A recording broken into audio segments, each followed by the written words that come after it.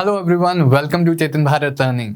World history की classes को आगे लेके जाते हैं। लास्ट क्लास में हमने अमेरिकन रेवोल्यूशन वाला टॉपिक कंप्लीट किया था। हमने अमेरिकन वॉर ऑफ इंडिपेंडेंस के बारे में स्टडी किया and basic features of American constitution study किए। उसमें क्या ड्रॉबैक्स रह गए थे उनके बारे में भी हमने डिस्कशन की थी। One of the important drawbacks जो हमने कल की ही क्लास में डिस्कस किया था वो था continuation of slavery as an institution. भाई अमेरिका आज़ाद तो हो गया, बहुत लॉफ्टी आइडियल्स लेके अमेरिकन्स ने रेवोल्यूशन की थी कि हम एक ऐसी पॉलिटी क्रिएट करना चाहते हैं जहां all man will be created equal. लेकिन क्या इस स्टेटमेंट को एक्चुअली मीनिंगफुल बनाया गया था उस पॉलिटिकल स्ट्रक्चर में जो इस्टेब्लिश किया अमेरिकन कॉलोनिस्ट ने इंडिपेंडेंस के बाद? वहां हमने देखा था कि even though a new state had come into existence, United states of America had come into existence, लेकिन अभी भी वहां स्लेवरी एज एन इंस्टीट्यूशन चल रहा था।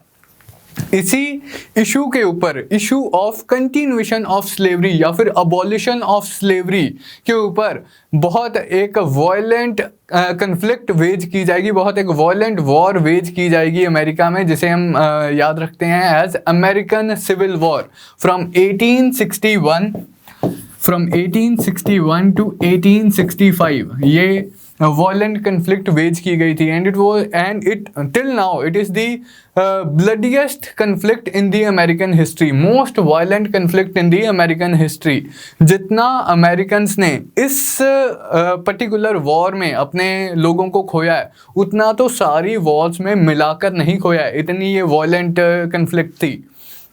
तो इसी कन्फ्लिक्ट के बारे में हमने आज की क्लास में स्टडी करना है, अमेरिकन सिविल वॉर। तो इसके साथ हमारा जो अमेरिकन सिविल वॉर वाला टॉपिक है ये कंप्लीट होता है। इसमें slavery as an institution and right to secede from the union, ये जो दो टॉपिक्स हैं आपने ध्यान में रखने हैं as far as the topic of American civil war is concern.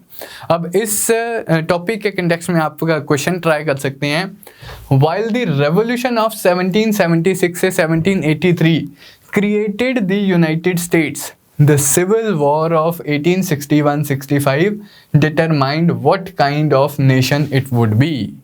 ये स्टेटमेंट है, आपने इस स्टेटमेंट को इलेबोरेट करना है। तो with this I take your leave. I hope this session was informative to you people and you would have enjoyed the lecture. That's all from my side. Thank you.